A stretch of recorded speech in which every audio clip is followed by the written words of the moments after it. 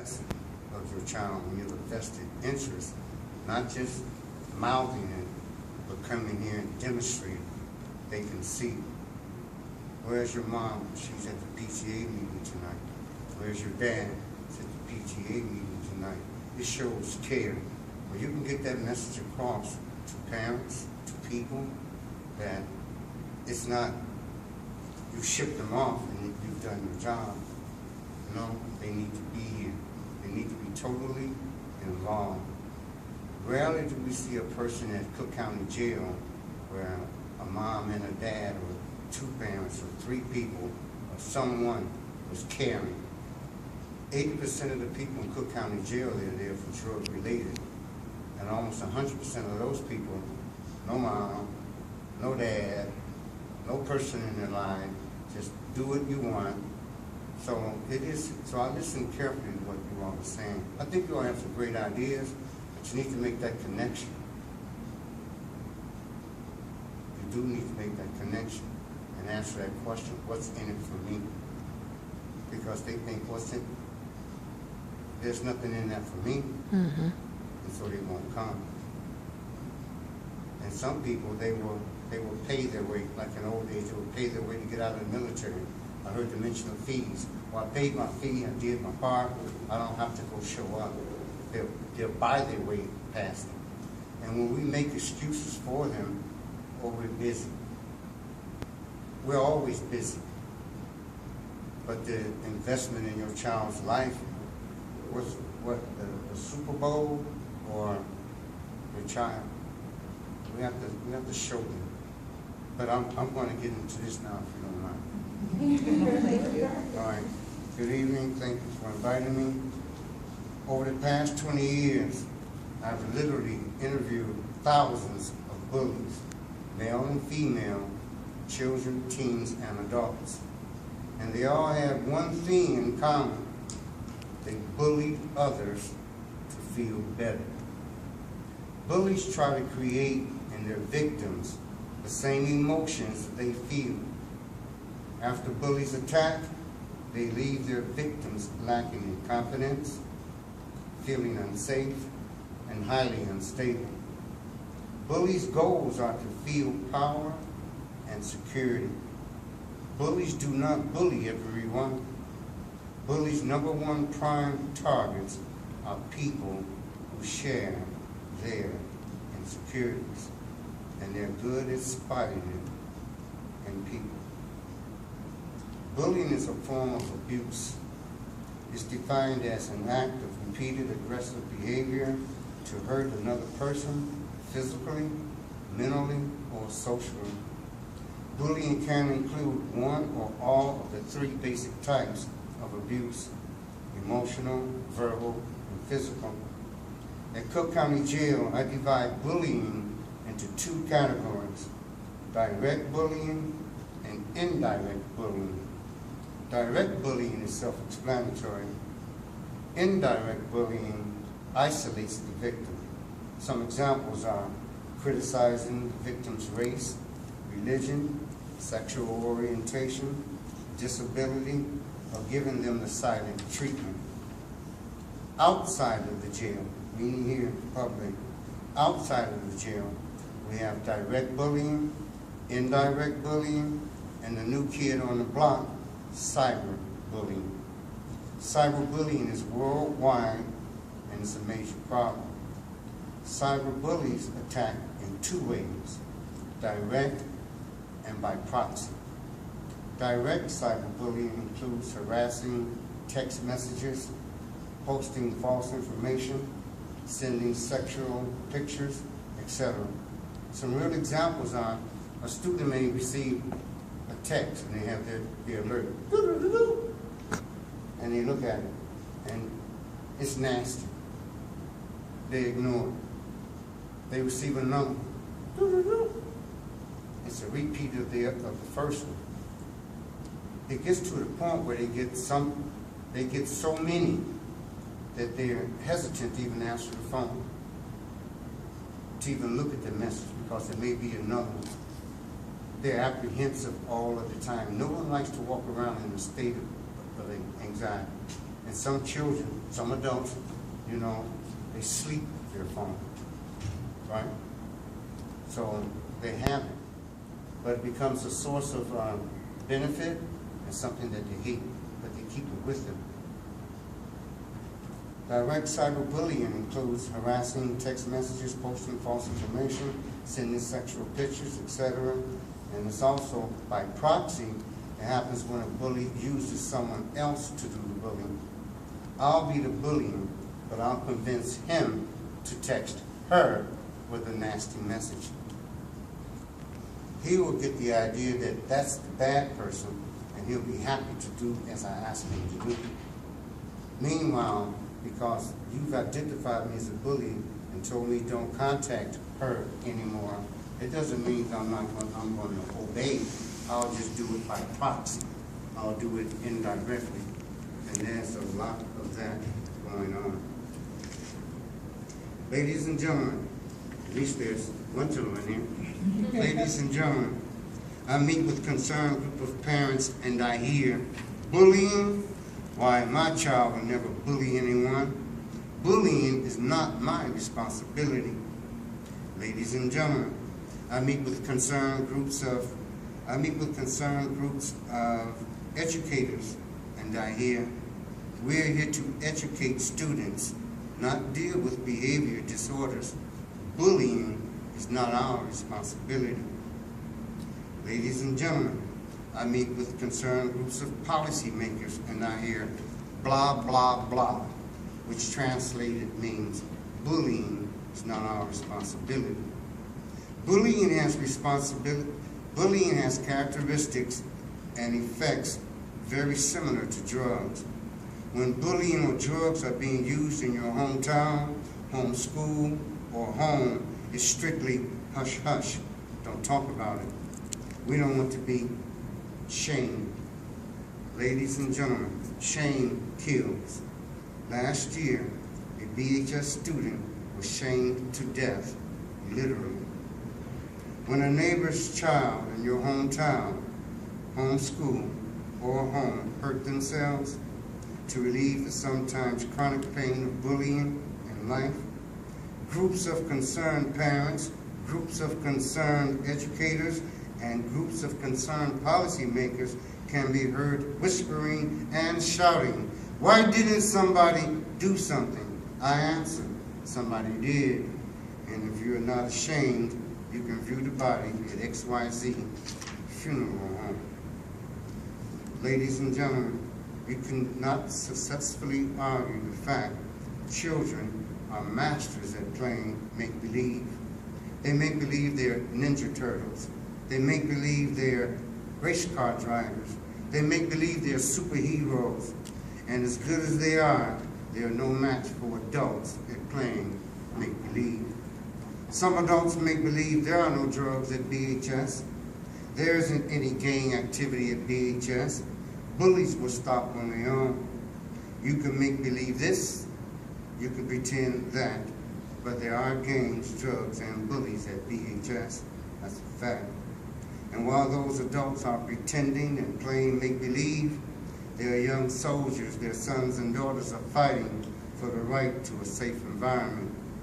And when those young soldiers get tired of fighting, they surrender to death. Tonight, right here in this room, there's a relative of a child that has been or is being bullied. There's a relative of a child who is a bully. And tonight, right here in this room, there's a relative of a child that's bullying your child. I want to read something to you. It's very short. It's from a book called Stop the Violence. It's a lady named Wilda Morris. And it's about neighborhood gangs versus neighborhood schools and churches. Gangs don't take over neighborhoods. Gangs take what neighborhoods throw away. Vacant buildings and vacant people, these are their prey. Gangs' perpetual magnetism lies solely in their expertise of locating vacancies and filling them right now. Stomach empty, will feed you. Need shelter, We own our buildings. Money, we have a sales position open. Need love, we love you just as you are. Need to belong, we'll treat you better than family. Bored with your life, we'll fill your vacancies and fantasies right now. Gangs are a business. Their mission statement speaks of heaven right here on earth versus the hereafter. When a business promotes itself on average 24 hours a day, 7 days a week, and their main competitors, schools and churches, are open weekdays, weekends only, it becomes obvious why houses of ill repute are full and houses of learning near vacant. The neighborhood gang, neighborhood church, neighborhood school, or neighborhood that does not find and fill vacancies right now will find itself vacant. Bullies are masters at observing. They'll come into the lunchroom and they'll watch that lonely student, and that will become their next victim. Remember, bullies actually feel lost, insecure, not safe, unhappy, all of the negative things you can think of, and they want to transfer that feeling over to someone else so they can feel better. So it comes out in the form of bullying, and they're masters at it. They really are. I'm going to read one last thing to you, and if you have any questions, I'd love to answer them. Here, I read this at the rally last year, and I want to do this again, because it, were you there? I was. When I did I Cried? I wrote that too, by the way. And I cried. I look at students tremble with teenage fear, and I cry. I listen to them tell me how young they'll be when they die, and I cry. I cry for the pain they experience. I cry for their hurt inside. I cry for their sad memories. Oh yes, I've cried. I cry for families drifting apart. I cry for their children's broken heart. I cry for their anger. I cry for their hurt. I cry for young dreams scattered in dirt. I cry for the teachers that give their all. I cry for the principal, support staff. I cry for them all. I see the tears in loving parents' eyes. I feel them in mine. I cry for their sons and daughters. I cry all the time. I cry, stop bullying. I cry, it's not too late. I cry, please listen. Life is the choices you make. I'll cry forever. Cry till I die. I could go on, but I'll cry.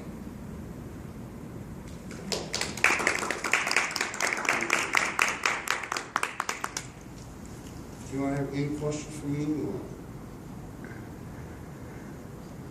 I was at a workshop today, and they were talking about building resiliency in kids. Yes. Any recommendations for parents? I mean, that's a tough subject. How do we make these kids more resilient? Many students, many humans, many people, they're born in toxic families. Toxic family structure, because dad can yell at anybody in the house he wants to. Mom can yell at anybody in the house except for dad. The oldest child can yell at anybody in the house except for mom and dad. It gets all the way down to the youngest child. He kicks the dog. He goes to school and finds him someone is transferring it. So the resiliency part comes in praise. Many people born in toxic families, they never praise their children whatsoever. So as adults, they find it difficult to praise their child. It's generational. We found out that if you praise your child 2, 3, 4, 5, 6, 7, genuine praise, they become more resilient. They can accept life challenges. As teachers, you remember in grade school, someone drew something and you say, oh, that's nice, but you know, help me, what is it? Oh, that's my mom, my dad, it's a car, it's a tree, it's a boat, it's Santa, it's oh yes, yes, yes. And you give them praise. And then that child takes it home, they want some more of it, right? Child A takes it home, and mom, she gets a magnet and stick it on the refrigerator, right? Yeah, look at that, my son did that. They're like, yeah, I did good. Children were the pleased parents, all right? Did good. Now here's child B. Dad, look at what I drew in school. The teacher says it's great. Some are too critical. Well, the lines aren't really straight. You know, that's right away. Shh. That child's not going to be bringing too many more pictures home because they don't want to experience that feeling again. And they're not being taught how to be resilient, how to bounce back. Because we think of parents as comforting, safety, and when I don't get that, I'm not going to do things to get the opposite of it. Some will get it, they say, yeah, it's nice, I'll look at it later. And that child didn't receive praise. We seek praise as human beings. We like to be told, job well done. You did great. That's nice how you made up your bed without me asking you. Even something as simple as that. Even as sitting with your child while your child does your homework, and parents are telling me, I don't understand the new math, I wouldn't be any help. It's not about that, it's about you being there and helping them focus through those difficult times. You give them praise for not giving up. You give them praise for turning off that TV or taking those headsets off and concentrate. You give them praise because they put their name neat. You give them praise because they put the right date. You give them praise. They become more resilient that way. That's what they were saying in my workshop today about even that. Yeah, right. There was a school, the speaker was from the state of Washington, and their school district focused on finding those positive things to say about every single kid, and that it comes down to that whole positive with kids on a single daily basis because they're not getting it at home. Right. Many of them, they're not getting it. And they don't hear anything nice. If they're not hearing it at school, they will never hear it. Some of you all can identify with this. Some of you all have brothers and sisters near your age, and if you were to call them right now and end the conversation, I love you. Some of you all are going to hear this. Ditto, back at you, same thing, okie dokie, me too, you know it, I feel you. They're not going to say I love you back. Any of you all know people like that? It's like shame. Shame kills. Shame kills. But when you give the praise, and it's genuine, it has long-term healthy benefits. Why do we stop praising our children when they get out of 3rd and 4th grade? We stop praising them. We come to tell them, we expect you to give them praise. We expect you to behave. We expect, there's so many expectations that become unreasonable. There's no pleasing, there's no praise. A very good question. But to be resilient, and you educators, parents, find something to give your students praise for. Praise for coming in front of the class and reading. Praise for not breaking the chalk at the blackboard, just saying forget it. You'll be surprised at the difference. They'll come up again, they'll stay longer, or they'll volunteer to come up and do something because they want that, what? Praise. I think they hear the criticism Right. loud and clear. Yes. And I'm like, I stick some praise in there, but Mom, I'm not hearing that. You're right. They're not. You can't mix the two. You did well, but here comes the hammer. Yeah, they said never say but. That Right. was a big thing, Don't ever say but. Just give the praise and let it be.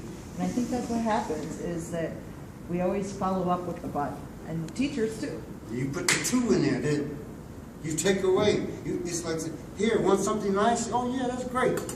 Psych. So it has to be separate. It has to be separate. And you don't add on. And you did this, and you did that, and you did it, and you did it, and you did it. And now I'm going to lose it everything. But praise goes in hugs. Even my son was 12 years old playing flag football over here in Bolingbrook. He didn't like it, but I got to get a hug. Come here, you did a great job. Okay, Dad. All right. Because now, he's a man. He doesn't want to hug, but men hug, and I let him know that. And they're talking to a lot of these kids don't have the emotional vocabulary to be able to express their feelings. you know, other than happy, sad, you know, they haven't been taught it.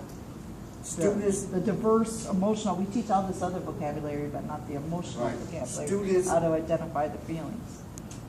students with higher emotional IQs are more successful in life than Right. students with high academic IQ, because they're resilient. They can put off the reward system. If you ask a student, would you rather have your favorite one treat now, or if you wait till I get through or come back or whatever, I'll give you two. We ask people that because we don't know if they're impulsive thinkers, can they wait to put off rewards? The students that put off the reward became graduate students, less argumentative, more social skills. The ones that are impulse driven, if someone doesn't start working with them between emotional decisions and logical decisions, a lot of them end up cooked down in jail. And there are actual studies to show that they follow children for 10 years to see. And the impulse-driven ones that make those emotional decisions, they don't fare very well in school. Many people, even if you were asking here, I'll show you, demonstrate. I like to do things real. Practice makes, Perfect. no it doesn't. Practice makes it better. But see, that was impulse. And you repeated it by rote. There was no logic in it. What did you base that on? Oh, I heard it growing up. See? That's impulse. I want to answer it correct. I don't want to be the last one to answer it. It's not correct. And we do that. So with the guys in the jail, I let them know right away, there are only two kinds of decisions we ever make in life: emotional decisions and logical decisions. The emotional decisions are based on how you feel. That's an impulse. There's no logic in it. None whatsoever. Maybe you could put that on, you know, you're doing the weekly thing. If we can't reach them here, maybe we can reach them through email, you know. Like 3 major tips to help your kids, you know, building resiliency, you know, praise your kids every day. Yes. You know, putting this out there to the parents. Maybe if we can't do it here, then maybe we can email it. You still can Something get it short. to the house, right? You can email me and say, could you give me 5 or 6 something for the week, something inspirational, or something to make people think or make them stop. I'll send you a lot of original things for me, and you can pick through them, and you're more than welcome to use them. Maybe you put like 2 out a week until the blue week. You know? So if you give me his email. I have one for you all, and you know can share what? this with your Phone principal. calls better than email. That's what it tells. I can give you administrative access to our Facebook, and you could put a quote on there What, every whatever day. you need.